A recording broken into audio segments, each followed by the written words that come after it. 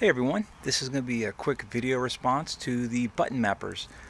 First up, a few people had commented on my pickup video, which I tried to use YouTube's internal editor to adjust some things after I came down with a cold. I had some time, and it ended up deleting comments, and I was able to respond to them. I think McFly saw my responses, but they don't appear on the video. It's weird, but yeah, when I tried to schedule it for a new day, everything messed up, and I think it backdated it several days. But there's a pickup video there somewhere, and if your comment doesn't show up, I did try to respond. So sorry about that. But this was a question, which was PlayStation or N64. And to be honest, at the time I was Sega Saturn. Played a ton of Sega Saturn. But if I'm pinned down between those two, it's easily PlayStation. Now this is a question I find pretty interesting because it's one of the few times I know of where there's a very brief window, a year, maybe even as few as 8 months, makes a huge difference. So at the time, everyone I knew had a Nintendo in school, and my friends. Everyone had a Super Nintendo. Some people had a Genesis as well, but everyone had a Super Nintendo. So when the N64 was coming out, if you remember, it was actually delayed several months. Now today, that's not a big deal at all, but at the time, that was, I'm not sure how tight turnaround times were back then, but I did see an article where a game was pushed back 6 months after taking 2 years, and the comment was, if this game ever comes out, whereas we are used to 5 plus years development time. So those few months were crucial, and not just among my friends who I knew played games, but classmates, because I was in high school at the time, that would talk about it. No one bought an N64. One friend got it. Everyone else went with PlayStation. And what's interesting is if you did that during that, yearish period between the two systems, the N64 was just an afterthought. The people completely dropped Nintendo off their radar. And there was a few reasons for that.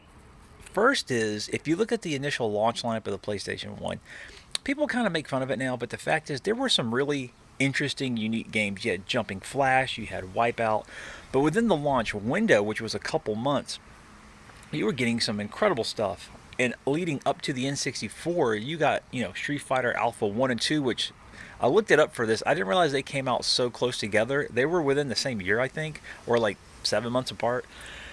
You had, the sequels to Wipeout were coming out shortly. But one of the I'd say critical titles was Resident Evil. Everyone was impressed by Resident Evil. You couldn't find it to rent or to buy down here. That game really, once people played it, the thought of the N64 just poof, What's interesting though is if you were a little bit younger, like I said, maybe a grade below me, and you were just getting into high school, and that's not the year your parents got you a system, they waited the next year to get you an N64. You don't just like the N64, you love it. You love it to a point to where me and the people I were, classmates with, cannot comprehend. To us, it's okay. They had a few standout titles, but for the most part, didn't do much. But the people I talked to, not just, at the time, but, on YouTube and stuff, people I've talked to since, if that's their system, they went from, that's how much we like the Super Nintendo, they like the N64. I can't even come close to understanding that, like I said, because to me, I'm on the PlayStation and the Saturn, and if we're sticking with just the PlayStation, Toshinden, which people now don't like, but was a huge deal at the time, and it wasn't until really the second one that magazines and publications were kind of iffy on it, but it was a huge title, looked great. The second one still looked really good.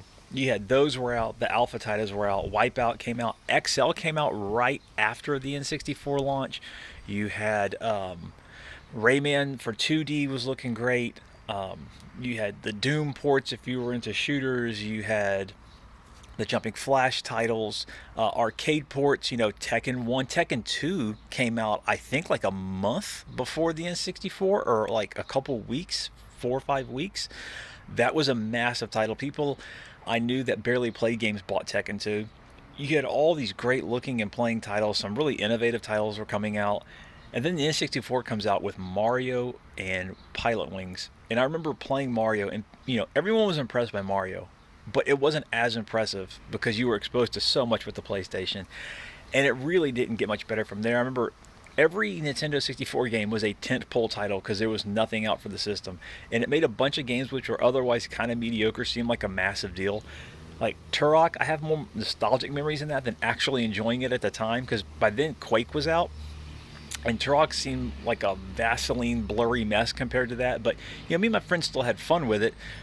But the magazines were falling over themselves to talk about it, and people could not wait to get their hands on it because there was just not a lot coming out. So it's just interesting to me. There's this very brief window that the N64 is either a non-entity or it is top tier, like one of your three favorite consoles. There's not a lot of leeway, and there was just such a brief period that applies to.